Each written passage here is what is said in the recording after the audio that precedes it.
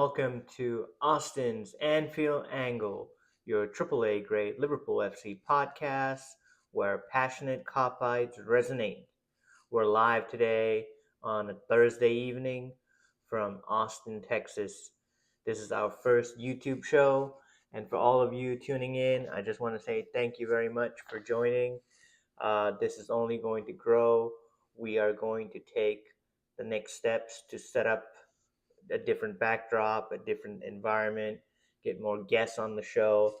But of course, we thank you for your patience, and we just want to say thank you for all the love and support. We are, you know, loving the growth the group has gone through in the last few months, and we're only going to grow from strength to strength. So stay tuned, and we hope you're enjoying the content that we bring here in Austin's Anvil Angle. So once again, today is a Thursday night. We're live from Austin, Texas. We're talking about a post-game reaction following the Liverpool versus Leicester City game that took place today at Anfield. The game was initially, on the fence because of poor weather conditions and fog. There were some inspections that were carried out prior to kickoff, but the Premier League gave the green light and the game went ahead. I must admit, when we were watching the game, you can see that conditions were very foggy. It was coming in thick, and then it would die down, and it would bring back thicker fog a few minutes later. People watching from home, your cameras were not able to actually give the clearest image of the game. However, I think as the game went on, it cleared up, and at the end, it was still a very, very entertaining game for all of us to watch. Um, for those of you who are just tuning in, we are going to talk through the outcome of the game. We're going to take a very brief dive into what we think went wrong, what we think went right. We're also going to talk about some key areas that may be a concern, the goal scorers, and what we think the coaches did as well. So, uh, without any further ado, let's just dive straight into it. So, the post game analysis, first and foremost, let's touch on the result. Liverpool go 7 points clear at the summit of the Premier League. They have now won, I think they're unbeaten in 22 games on their slot. So that's a very, very good statistic. Rolling into the new year, Liverpool won today by 3 goals to 1. They didn't make it easy for themselves. Initially, Leicester City took the lead very early on through Jordan Ayew, sorry. So Jordan Ayew, he scored in the 6th minute. It was a really good cross coming in from the left flank. And, Robertson was on the back post. He should have been closer to Ayew. Ayew came in, did a very clever turn, um, shrugged Robertson off the challenge, and on the turn took a shot, scoring past Alisson Becker. That gave them the lead. Liverpool pushed really, really hard. They were pushing really, really hard throughout the game. I think Robertson hit the post, Salah hit the post. A few other shots came close, went wide, but eventually in the 46th minute, Cody Gakpo, and he was absolutely brilliant throughout the entire game. He was sharp. He was making rapid changes of direction. He was taking shots. He was taking players on. And eventually, from outside the box, he cuts in onto his right foot, as he always likes to do. And he just bends one right into the top corner. And it was a beautiful goal, making it 1-1 in the 46th minute, just before halftime. And right out the second half, Liverpool came out all guns blazing, and Curtis Jones, he put Liverpool 2-1 up. Um, it was some really good work where he played a big role in the build-up play, and then the ball eventually was put to Salah, and I think Salah crossed it in from inside the penalty box, and Curtis Jones was arriving and into the 6 yard area, and he just tapped it in. So that was a really good goal from Curtis Jones as well. And of course, we touched on Mohamed Salah earlier, but he's been in great form for Liverpool. An assist and a goal almost every other game. And of course, today again, he was on the score sheet with one of a really brilliantly executed goal. He takes on a defender. He sees the opportunity to make a cross, but he also sees the defender has a trailing leg trying to block a cross, and he places the ball on a low shot over the defender's trailing leg, but it's low enough to go into the bottom corner. And that actually just blew my mind. That was a fantastic goal from Mohamed Salah. If you have the chance, watch it on the replay. It was a fantastic goal, making it 3-1 to Liverpool. And Liverpool ended the night 3-1 winners, as I said just now. Um, so Liverpool definitely 7 points clear on the top. They do have a game in hand. That is the Everton game that was canceled a few weeks ago, and they are in really good form rolling into the new year. And with players coming back like Jota, the rotation in midfield with now Harvey Elliott and Curtis Jones, Ryan Gravenberg, and Wataru Endo. I think the only area that might be a little bit of a concern would be defense, with Ibrahima Konate's injury and the fact that Robertson doesn't seem to be at his sharpest. Those might be the only two areas that I would be a little bit concerned. Ryan Gravenberg is doing fantastically well as a number 6. I don't think we might even need to buy another number 6 player. So for now, Liverpool are great. Salah does not have the AFCON coming up. It won't be happening this year. I think the next time they're having the AFCON is the year after. So Salah is going to be here. He's not going to be traveling. He's going to be at Anfield with Liverpool training every other day. And, I got to give credit to Arne Slot. The way he's managed the team and rotated the players around, every game they go to, they seem really fresh. I just have a little bit of concern that they seem to be conceding goals first rather than scoring them first. So that maybe might be a reason for some concern. It could be just confidence, coincidence, lack of concentration. But a lot of these goals recently have actually happened due to Andy Robertson's poor positioning and fatigue like you know um, pace, I would say. He's not as quick as he used to be. He's not as sharp as he used to be. I'd still say he's probably one of the top 10 left backs in the world. So I'd always want to have him on my team. But I think we might need to look at some younger legs. And Simicast is great, but he's not the answer for the long-term solution. So anyway, that's just wrapping up the results. Um, so Chelsea lost to Fulham. Manchester City drew.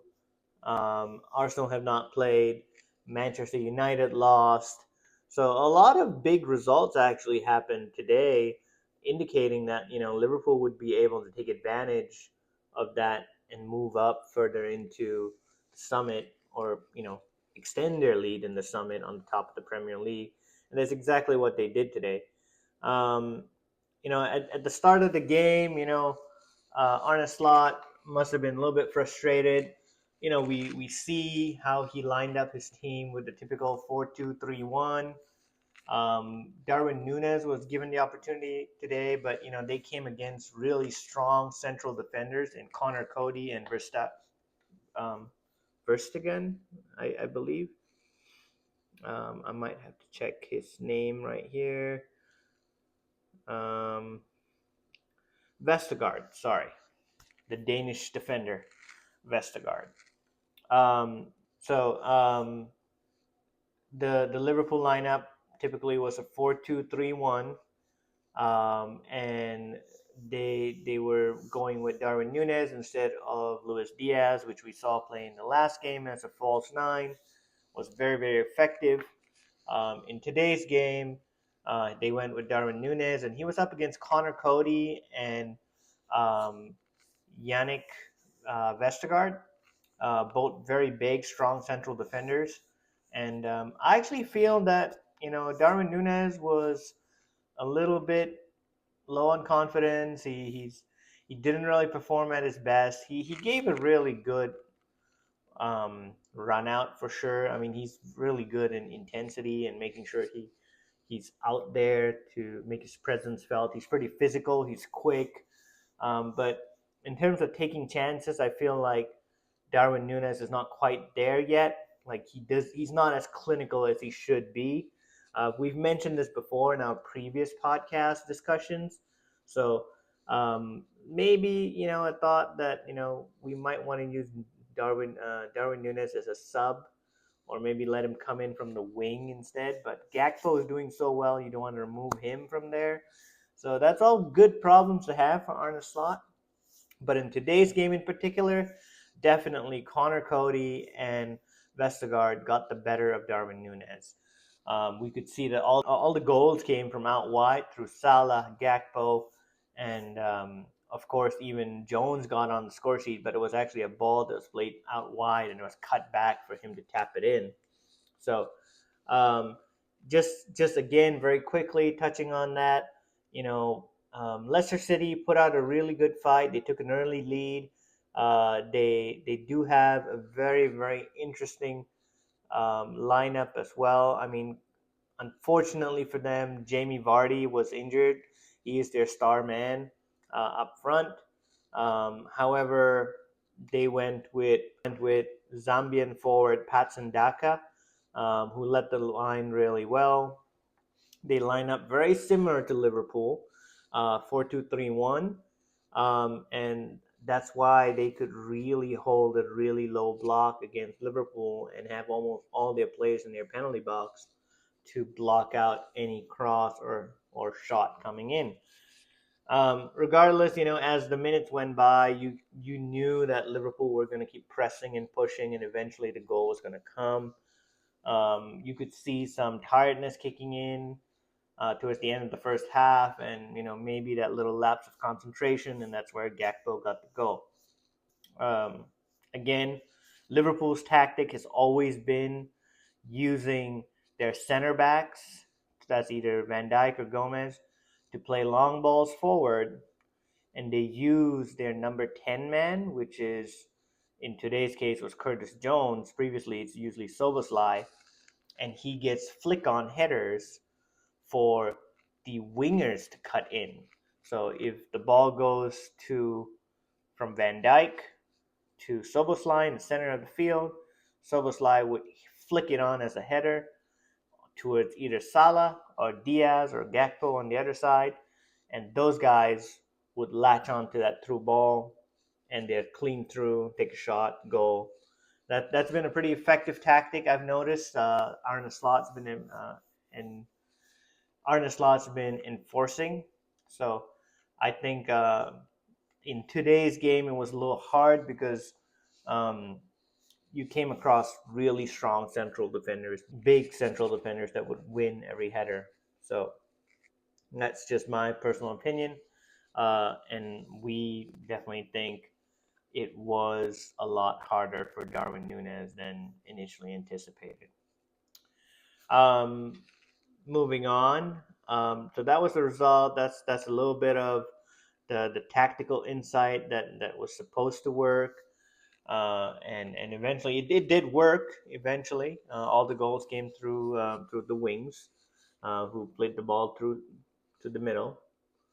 Um, but yeah, so let's take a really quick break, and when we come back, we're gonna look at the post game reactions from the manager and what they had to say, and some of the key players as well.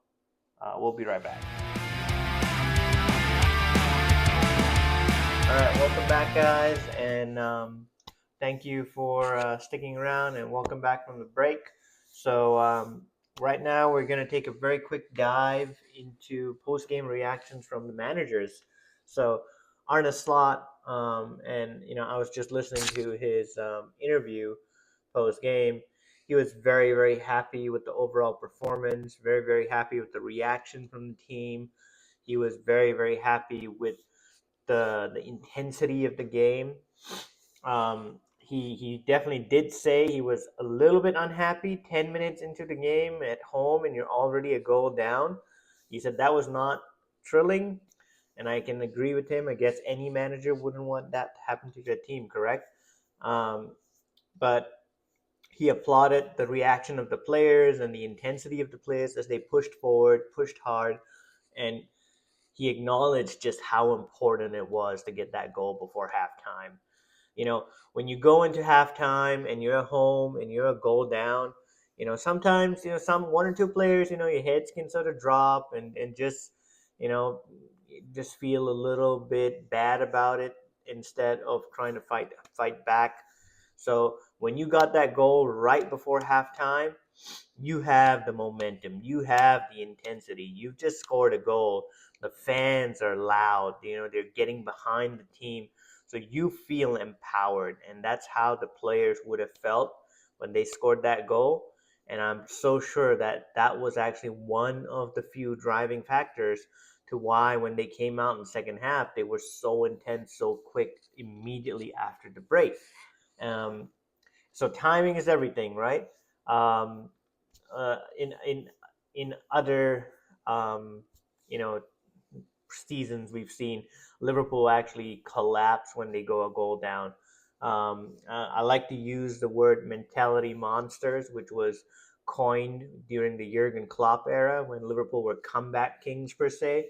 I actually think that Arne Slot has somewhat established a similar mental strength within the team, and that's a great thing to see from this Liverpool team. Um, Other than that, Arne Slot also touched on how it feels very different to actually be playing through Christmas.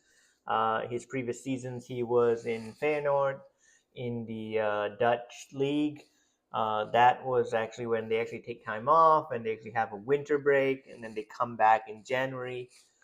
In this case, the Premier League is actually, always ongoing, and he finds it a little bit more stressful, I guess. That now he can't quite go on holiday, but he can actually watch the game. Sorry, he's actually part of the game. So, uh, Arne Slot, credit to him. The way he handled his tactics, the way he focused on his team, driving them to get the right result. Hats off to him. He is really sharp. I think his substitutions were on point today as well. The way he's rotated the squad to keep players fresh throughout the season has been fantastic. Very, very intelligent play. Very intelligent use of all the resources within the team. So I am very, very impressed. But Arne Slot is a man where he's so determined. He's already focusing on the West Ham game on Sunday. During the interview, he said, "Yeah, today was a great result. It was fantastic. We did a good job. On to the next one. It's West Ham." And as players, you tend to get a little bit excited, and you do look at the table, and yeah, it is nice to be 7 points clear right now. But Arne Slot, put a stop on it when the reporter asked him. He said, "Hey, this is the hardest league in the world. Okay, so a few months ago we were 1 point behind City. We were playing very well, but we were still 1 point behind City. So right now we're 7 points ahead of this team behind us, but that doesn't mean anything. Trophies aren't given in December, so put your head down and keep working." And I love that about Arne Slot, right?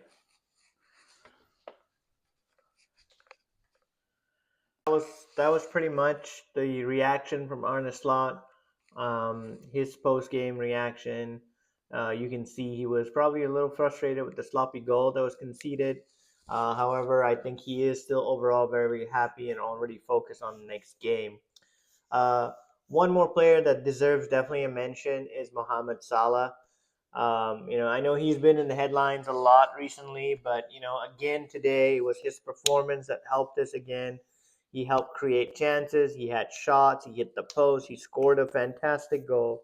Um, Mohamed Salah right now, statistics wise, he is on 16 league goals, 3 goals ahead of Erling Haaland. He's on 11 assists, one ahead of Bukayo Saka. Um, and he is currently he has scored a total of 230 goals for Liverpool, um, and he has scored 171 league goals for Liverpool. But in total, Champions League, FA Cup, League Cup, everything all put together, Mohamed Salah in a red shirt, he has scored 230 goals for Liverpool. That's an outstanding stat. And some people are talking about, hey, is this Ballon d'Or form? I don't know. I think it's too early to say. All you need is one injury or two injuries, and it's everything can fall. So, my personal opinion, and all of us here at Alston's Entry Lango, we think Salah's in a really good position, but let's not get carried away. Let's keep our fingers crossed and keep hoping Liverpool keep performing and win those games. And maybe in a couple of months we might be in a position to say like, yeah, you know what, maybe he does deserve the Ballon d'Or. Yeah. Um, Anyway, that was the reactions from Arne Slot and some statistics on Mohamed Salah. Excellent to see Liverpool win once again. I think Ruud van Nistelrooy was not the happiest. I mean, he had won many times when he came out here to Anfield as a Manchester United player during the Alex Ferguson era, but that era is way back in the past, and we know that times have changed. Liverpool definitely played an outstanding game and are fully deserving of 3 points today. Uh, that brings us towards the end of the show today. Um, we're going to keep doing this post game reactions. We will be heading down to Austin, BD Riley's, which is an Irish bar in Austin, or BD Riley's and Mueller, actually, which they will be hosting match viewings, and Liverpool fans come and gather and people sing the songs and all that. So if you guys have a chance, come down to BD Riley's, watch a Liverpool game live, have a drink with us, and have a big cheer with us as Liverpool play and they score and they win the game for us. And it's a wonderful environment. It's a wonderful setup. I enjoy myself all the time when I'm there. Um, so catch us for for the West Ham game this Sunday. For those of you that live in Austin or somewhere in Texas, come down to BD Riley's at Mueller and join us, where we will be talking to some local fans and getting their feedback and reactions. Um, Follow us on Instagram, follow us on Spotify, follow us on YouTube. Keep keep up to date with the latest score statistics and news about Liverpool FC and their players. And we're always happy, to go and talk to the fans and let y'all express your opinions on this page. So until we speak to y'all on Sunday, my name is DJ, and I just want to say thank you very much. And from all of us here at Austin's Angel Angle, have a good night.